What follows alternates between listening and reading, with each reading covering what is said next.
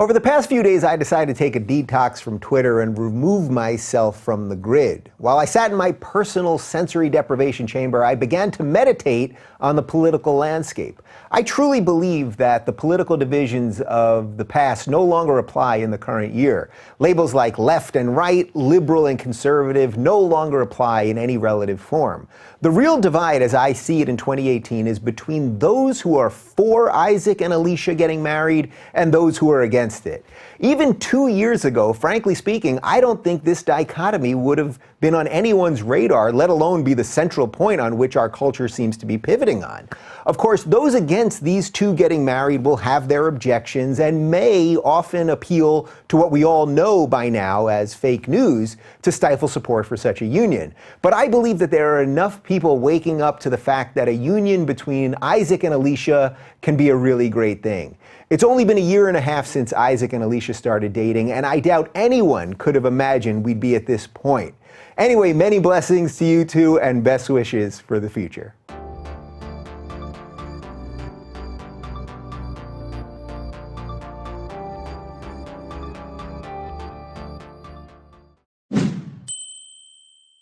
Recently, the internet has been abuzz with rumors about Isaac making plans to propose to Alicia, and while Huffington Post and Polygon and others are already declaring this fake news, I, for one, am not so sure. When I look at a situation like this, I usually take a step back and ask myself, what do the two parties have to gain? For Isaac, it's pretty obvious. He'll be marrying someone who's smart, funny, and beautiful. For Alicia, she's going to get a guy who will love her through thick and thin for the rest of her life. This all seems pretty cut and dry. So what would the Huffington Post have to gain by lying about all this, by calling it fake news, you may ask? Well, since Isaac and Alicia are both two rational, intelligent, sane adults, they are both presumably likely to recognize the Huffington Post for the failing pile of garbage that it is. Perhaps it could be for the satisfaction of slinging mud at two people who don't buy into their particular brand of crazy. And while you might not think that the Huffington Post would be so petty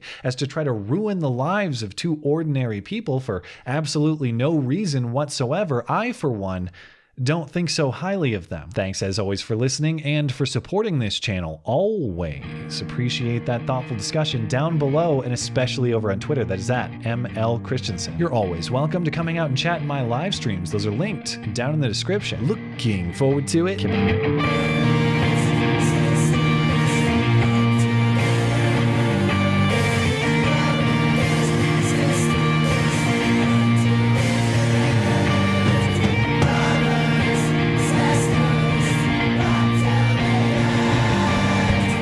Isaac wrote me an email to ask me a favor, and I'm a complete sucker for that kind of thing.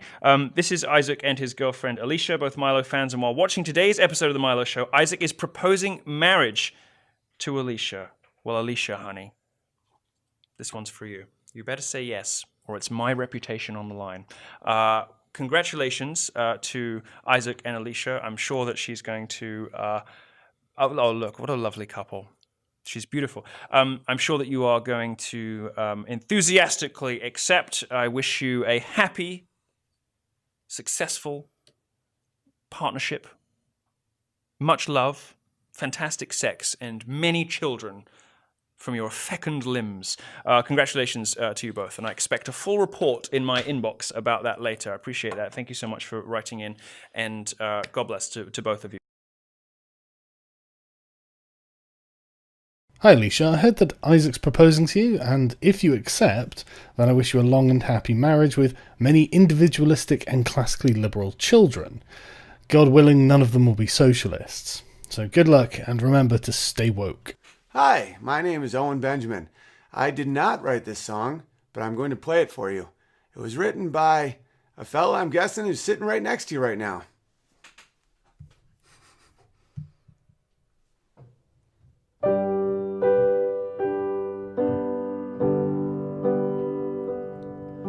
Remember the time we went dress shopping and I didn't roll my eyes?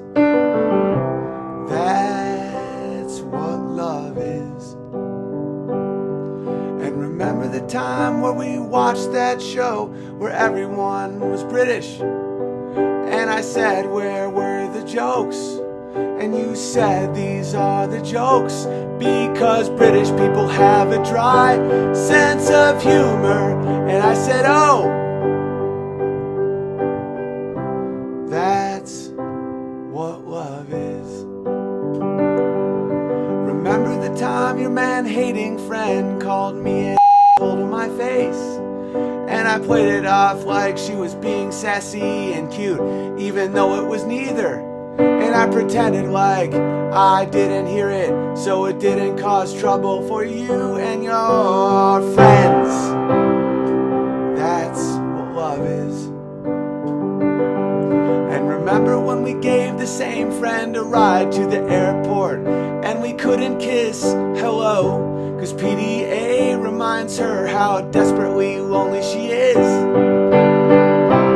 That's what love is. Remember when we made out in front of her building while we were waiting for her? Out of spite. That's what love is too. And I never, yes, I would never, ever, ever, I said never, ever poison you first. That's right, I said I'd never, ever, no, no, ever poison you first.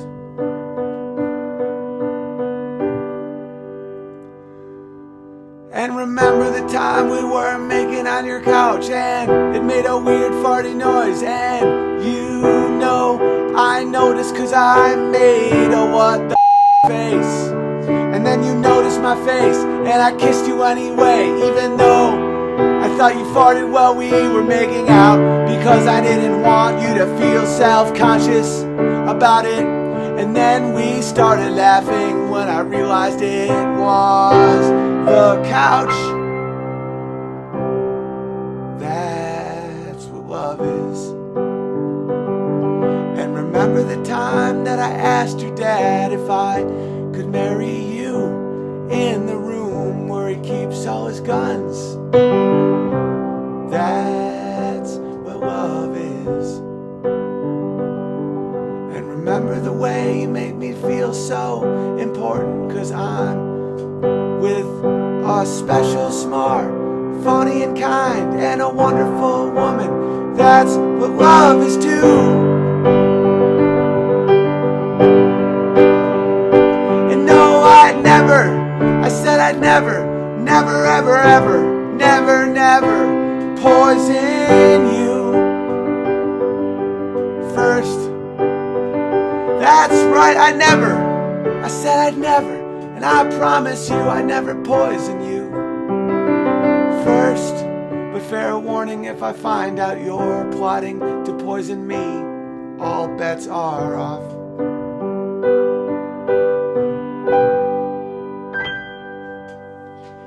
He'd poison you second. Isaac says, "Hi, Ben." Oh, I wonder if he used his real name. Isaac says, "Hi, Ben. I'm proposing to my girlfriend. Do you have any good advice for us?" So my advice is that you make sure, number one, make sure that your values align. I mean, I assume that if you're proposing, then your values align. Beyond that, I think that you should, I have many pieces of advice, so it's hard to boil this down. Are you going to write a book on relationship advice? At some point I might. I mean, I've been married almost 10 years, and I feel like my relationship with my wife is pretty spectacular. And you recently were asked at one of your college campus speeches. About dating, yeah. About dating. That's true. And I think like what you had to say about values was good. I have money advice, I have relationship advice. I would say you need to actually take time out with your spouse. Okay, she's your girlfriend now, but once you get married, you're going to be distracted with other things because people have a natural tendency to feel that once they're locked in, they don't have to do the work anymore. Well, you actually have to do work in your relationship. That's fun, right? Meaning like take some time with your spouse, go out and do something fun. And this takes me to money advice when it comes to young couples particularly. You can live like a rich person without actually being rich. The stuff that's going to make you poor is not going to the movies once a week. The stuff that's going to make you poor is buying a houseboat, right? It's going to be big purchases that bankrupt you. You can save up, but it's better, like, really, if you go to the movies once a week and go to ice cream once a week and eat at home the rest of the time, you're going to feel a lot wealthier than if you go to a restaurant 4 times a week and go bankrupt. Like, just, there are certain small things you can do that make you feel like you have a life, and I think that it's important to feel like that, particularly when you're young. Also, make sure that you are ready for the responsibility of having children before you have children.